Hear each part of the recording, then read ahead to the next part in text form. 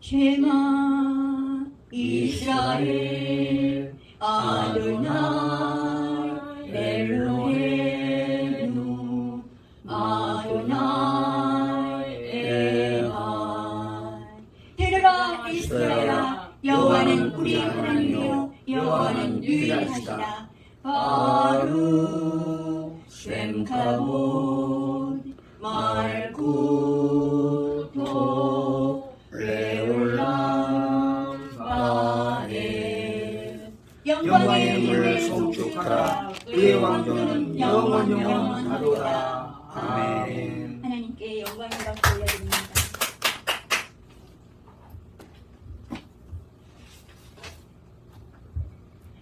제11강 성령을 쫓아 행하라 제1부입니다. 갈라디아서 5장 13절로 18절을 통해서 함께 나눕니다. 두 가지의 흐름. 바울은 율법에 완전히 반대하는가요? 바울은 어떤 종류의 율법도 싫어했을까요? 율법을 적대시하고 자유를 옹호하는 바울의 모든 변론을 생각할 때 그것은 공정한 질문입니다. 사실상 유대주의자들은 바울이 은혜를 가르친다고 하여 도덕을 폐기론자, 반율법주의자라고 비난했습니다. 이 부분 갈라디아서 5장 13절로 25절에서 바울은 시간을 할애하여 기독교적 자유에 대해 적극적인 정의를 내리고 있으며, 또한 바울은 기독교가 하나님의 도덕법에 반대하지 않는다는 것을 밝히고 있습니다. 기독교는 의식과 행위를 통해 구원을 얻으려는 것, 즉 형식주의적 율법에 반대할 뿐입니다. 이 차이는 기독교를 두 개의 흐름이 만나는 지점에 놓인 좁은 다리로 보는 비유를 통해서 밝혀져 왔습니다. 이 두 개의 흐름 중에서 하나는 수정같이 맑기는 하지만 그 속도가 너무나 위험하고 치명적입니다. 다른 하나는 더럽고 오염되어 있으며 유사로 가르쳐 있습니다. 맑고 빛나는 첫 번째 흐름은 바로 율법주의입니다. 그들은 그 위에 떠 있을 수가 없다. 이는 그것이 그들을 바위에 충돌시켜서 죽일 것이기 때문입니다. 오염되어 있고 유사로 가득 차 있는 두 번째 흐름은 모든 율법을 무시하는 자유사상입니다. 그 속에 들어가 보면 그 흐름 밑에 쌓인 징흙에 빠져 죽음에 맞게 될 것입니다. 그리스도인은 이 두 흐름 위에 걸쳐져 있는 좁은 다리 위에서 균형을 유지합니다. 그는 그 어느 한쪽으로도 뛰어드는 모험을 하지 않습니다. 그리스도인의 자유를 정의한다. 갈라디아서 5장 13절로 15절을 다같이 읽겠습니다. 형제들아, 너희가 자유를 위하여 부르심을 입었으나 그러나 그 자유로 육체의 기회를 삼지 말고 오직 사랑으로 서로 종노릇하라. 온 율법은 내 이웃 사랑하기를 영혼같이 하라 하신 말씀에 이뤘나니 만일 서로 물고 먹으면 피차 멸망할까 조심하라. 아멘. 바울은 기독교적 자유가 육체를 만족시키는 자유가 아님을 재빠르게 확인하고 있다고 13절은 참고합니다. 여기서 육체라는 표현은 실제의 몸을 의미하는 것이 아니라 정확히 말하면 그것은 타락한 인간의 본성, 즉 죄를 짓기 쉬운 뒤틀린 자아를 의미합니다. 우리는 우리의 타락한 본성이 원하는 것이면 무엇이든지 하기 위해 그리스도 안에서 해방된 것이 아닙니다. 기독교적 자유는 자기 중심적으로 사는 것을 멈추는 자유입니다. 이를 가장 잘 예증해 주시는 분이 바로 예수님입니다. 예수께서는 자유로우셨습니다. 그럼에도 불구하고 그는 사심이 없는 순종의 완전한 본보기로 우뚝 서 계십니다. 그는 자신의 최고 소원이 아버지 하나님을 기쁘시게 하는 것이라고 말씀하셨습니다. 진정한 기독교적 자유는 바로 이것입니다. 즉 하나님께서 우리에게 원하시는 것을 행하고 그분을 사랑하기 위해서 완전히 자유롭게 된 것입니다. 우리의 동기는 명직된 의무감이 아니라 우리를 자유롭게 해주신 분에 대한 사랑과 감사에서 우러나온 헌신입니다. 출애굽기 21장 1절로 6절은 그리스도인의 삶에 일어나는 일을 분명히 밝히는데 도움을 주는 내용을 담고 있습니다. 만일 어떤 사람이 히브리인 종을 샀으면 그 종은 6년 동안 일해야 합니다. 그리고 7년째가 되는 해에 풀어주어야 합니다. 그렇지만 그 종이 나는 주인을 사랑합니다. 그래서 자유로워지기를 원치 않습니다. 라고 말한다면 그는 남은 여생을 그의 주인과 함께 지내는 쪽을 택할 수 있습니다. 그러면 주인은 종의 귓불을 문에 대고 송곳으로 귀를 뚫어 그가 기꺼이 남아 있으려고 한다는 사실을 상징적으로 나타냈습니다. 이 시간 찬양하고 하겠습니다. 새 찬송가 310장입니다.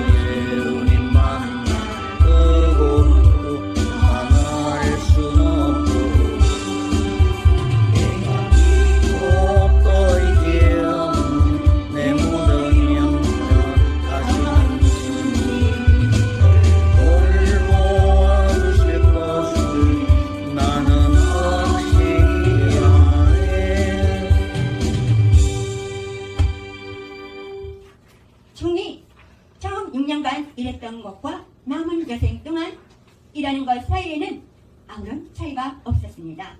그것은 오로지 봉사일 뿐이었습니다. 변화가 있다면 유일하게 동기에서 찾아볼 수 있었습니다. 그의 봉사는 더 이상 외적인 요구에서 된 것이 아니라 내적인 욕구에서 나온 것입니다. 이것은 쉽게 영적인 것과 연관을 지을 수 있습니다. 한 경건한 유대인이 모세의 율법과 의식에 의거하여 일생을 살았습니다. 그는 그리스도인이 되면서 의식을 버렸습니다. 그러나 구약에 있는 도덕적 지리에 관한 율법은 결코 변하지 않았습니다. 그 차이는 그가 그리스도께 나아오면서 행동의 동기가 바뀌게 되었다는 것입니다. 그리스도인들로서 우리는 해야만 하기 때문에서가 아니라 우리 자신이 원하기 때문에 옳은 일을 자유로이 행할 수 있습니다. 이런 이유로 바울은 예수님의 두 번째 계명을 인용하고 있습니다. 네 이웃 사랑하기를 네 몸같이 하라. 14절은 말합니다. 그리스도인은 율법을 무시하는데 자유로운 것이 아니라 그것을 성취하는데 자유롭습니다. 바울은 자신이 유대교의 외적인 형식에 매여 있지 않다고 말합니다. 그는 내적인 어떤 것, 즉 그리스도에 대한 사랑을 품고 있습니다. 그것이 끌어올라 형제를 향해 터져 나갑니다. 바울이 네 이웃을 사랑하라는 예수님의 두 번째 계명을 인용하고 있는 것은 그것이 하나님을 온 마음을 다해 사랑하라는 첫 번째 계명에서 자동적으로 흘러나오기 때문입니다. 이웃 사랑은 진정한 하나님의 사랑의 자연적인 선물들입니다. 이웃을 자기 몸같이 사랑한다는 것은 바울에게 새로운 개념이 아니었습니다. 사실상 그것은 역사를 거슬러 올라가 율법서 중에 하나인 레위기 19장 18절에서 발견됩니다. 새로운 것이 있다면 그것은 이 위대한 계명에 순종할 수 있게 해주는 내재하시는 그리스도의 능력이었습니다. 하지만 그리스도인들이 자유를 자기 좋은 대로 사용한다면 그 결과는 바로 바울이 15절에서 묘사하고 있는 것 그대로입니다. 온 교회가 내부적인 싸움에 휘말려 들 것입니다. 물고 먹으면 같은 단어들은 본래 동물의 관계들 말입니다. 우리가 서로 물고 뜯으며 돌아다닌다면 실로 상어나 하이에나처럼 피차 멸망할 것입니다. 그러므로 기독교적 자유는 하나님의 도덕법에 대한 무시나 자신의 이익을 위한 타인 학대를 가져오지 않습니다. 로마서 14장 1절과 15장 6절과 고린도전서 8장을 참고합니다. 그리스도인은 사랑의 원칙, 즉 이웃을 자기 몸같이 사랑하라는 원칙에 입각하여 행동합니다. 도덕법이 성취하고자 했던 것을 사랑함으로 완전히 성취할 수 있습니다. 그러나 그는 이를 내부로부터 행합니다. 기독교적 자유는 자제와 이웃 사랑과 하나님의 도덕법에 대한 순종으로서 표출됩니다. 그리스도인은 그리스도 안에서 자유롭고 자로부터 벗어나며 하나님을 섬기고 또 이웃을 위해 봉사하도록 부름을 받습니다. 기독교인의 자유에 이르는 비결 갈라디아서 5장 16절로 18절 말씀을 다같이 합독합니다. 내가 이르노니 너희는 성령을 쫓아 행하라. 그리하면 육체의 욕심을 이루지 아니하리라. 육체의 소욕은 성령을 거스리고 성령의 소욕은 육체를 거스리나니 이 둘로 서로 대적함으로 너희가 원하는 것을 하지 못하게 하려 함이니라. 너희가 만일 성령의 인도하신 바가 되면 율법 아래 있지 아니하리라. 아멘. 여기에서 바울은 재빠르고도 간명하게 기독교적 자유에 이르는 비결을 묘사하고 있습니다. 그것은 성령을 쫓아 행하라는 것입니다. 행하라를 의미하는 히라버 동사는 계속적인 현재 시제로 되어 있습니다. 우리는 계속해서 성령을 쫓아 행해야 합니다.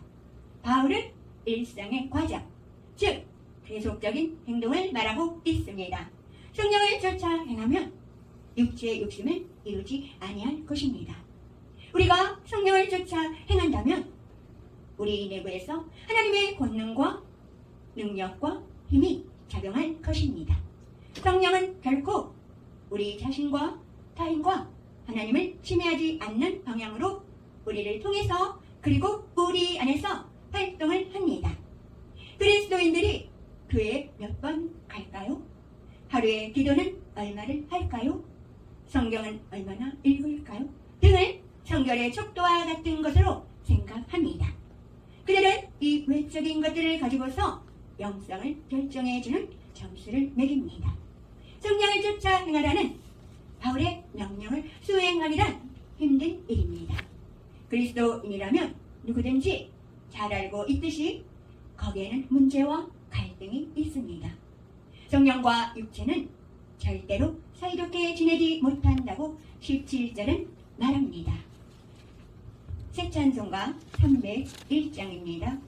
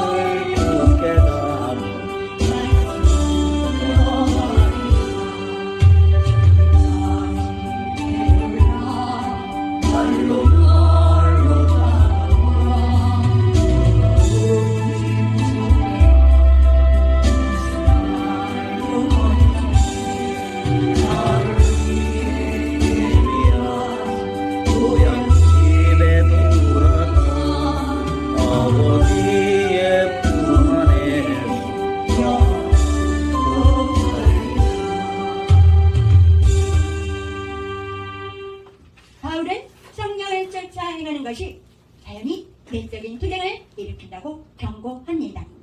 그리스도인이 아닌 사람들은 이런 종류의 문제에 부딪히지 않으며 또 그들에게는 갈등이 없습니다. 그 이유는 육체를 대항하여 투쟁하기 위해 그들 내부에 성령이 있지를 않기 때문입니다. 17절에서 육체라는 단어를 주목해 봅시다.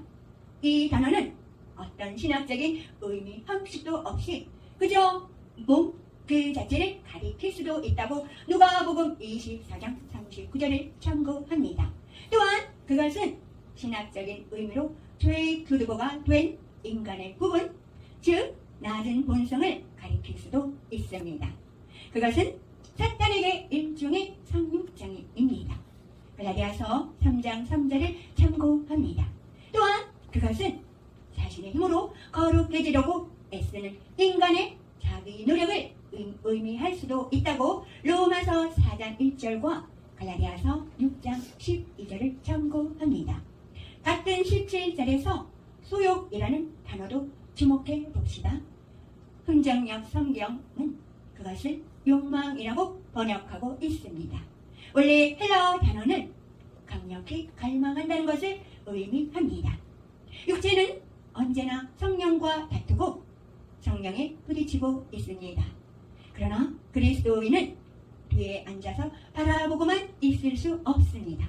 그는 두려움과 떨림으로 육체의 행실을 죽임으로써 자신의 구원을 이루어야 한다고 빌립보서 2장 12절로 13절에 참고합니다. 어떻게 육체를 죽일 수 있을까요? 최선의 길은 그것을 굶겨 죽이는 것입니다. 자기 자신을 유혹의 장소에 있게 하지 마라. 육체의 흥미를 보는 것이라면 어떤 것이든지 육체에게 허락하지 마라. 육체, 즉 죄를 향한 우리의 인간적인 성향을 만족시켜주는 곳에는 가지 마라. 가능한 어느 때 어느 곳에든지 육체를 항복시켜라. 성령을 쫓아 행하라는 말을 다르게 표현하면 그리스도 같은 삶을 살라는 것입니다. 성령을 쫓아 행한다는 것은 주 예수 그리스도를 본보기로 하여 삶을 산다는 것입니다. 우리는 자신이 좋은 대로 행동하지 않고 그분을 기쁘시게 하고자 행동할 것입니다. 성령을 쫓아 행함으로써 그리스도인은 육체를 통제할 수 있을 뿐 아니라 율법 아래 들어가지 않을 수 있다고 18절을 참고합니다. 율법 아래 있다는 것은 곧 육체의 욕망을 통제할 수 없다는 것과 같습니다. 율법이 육체를 멈추게 할 수는 없습니다. 사실상 율법은 육체를 휘저어서 죄를 들춰낼 뿐입니다. 존 버년의 솔로 역정에 보면 한 남자가 해석자의 집에 들어가서 모든 것이 먼지로 뒤덮여 있는 넓은 방을 발견하게 됩니다. 한 소녀가 빗자루를 가지고 들어와서 청소하기 시작합니다. 바로 그곳에 있던 모든 사람이 속에 메스꺼움을 느끼고 기침을 하게 됩니다. 누군가 그 방에 들어와서 사방에 물을 뿌리자 비로소 그들은 기침을 멈출 수가 있었습니다. 해석자는 이 이야기의 의미를 이렇게 설명합니다. 그 큰 거실은 복음의 달콤한 은혜로 결코 성화된 적이 없는 사람의 마음입니다. 그리고 먼지는 그 사람을 더럽혀온 원리와 내적인 타락입니다. 청소를 시작한 소녀는 율법입니다. 율법이 할 수 있는 일이란 먼지를 일으키는 것, 즉 죄를 드러내는 것이었습니다. 먼지를 가라앉히기 위해 뿌려진 물은 죄를 진압하고 영혼을 깨끗하게 만들어주는 복음이었습니다. 육체, 죄를 향한 인간의 성향, 육체는 강한 세력을 가지고 있습니다. 그것을 정복할 수 있는 유일한 길은 성령을 쫓아 행하는 것입니다. 유대주의자들은 율법을 지킴으로써, 즉 이를 갈며 끙끙대고 신음하면서 순종하려고 노력함으로써 육체를 정복하려 애를 썼습니다. 그들은 바울이 갈라디아서 5장 15절에서 하고 있는 내용과 정반대로 행동했습니다. 유대주의자들은 육체를 쫓아 행했고 율법 아래 있었습니다. 그러나 바울은 자신의 개인적인 경험으로 미루어 그것이 아무 효과가 없음을 깨달았으며 우리가 율법을 지킴으로써 육체를 정복할 수는 없다고 생각했습니다. 이는 우리가 우리 자신의 힘에만 의지해서 노력하고 있기 때문입니다. 이런 노력으로 우리는 아까운 시간만 모두 버리고 말 것입니다. 여기서 성령에 이끌려 행하는 것과 성령을 쫓아 행하는 것의 차이를 인식하는 것은 중요합니다. 모든 그리스도인은 성령의 이끌림을 받고 있다고 로마서 8장 14절을 참고합니다. 우리는 성령이여 나를 이끌어 주소서 라고 기도할 필요가 없습니다. 우리는 하나님의 자녀이기 때문에 성령이 이미 그렇게 하고 있습니다. 주여 내게 성령을 쫓는 법을 가르치소서. 보다 더 나은 기도일 것입니다. 결론은 맺겠습니다. 율법은 죄를 비춰주는 거울이며 죄를 보여주고 스스로 해결할 수 없다는 것을 깨닫게 해서 결국은 복음으로 안내하는 이정표입니다. 성령을 쫓아 행함으로 참 자유함을 누리게 된다는 사실을 증거하는 복음의 증거자들이 되기를 바랍니다. 이 시간 찬양하고 기도로서 오늘 예배를 마치겠습니다.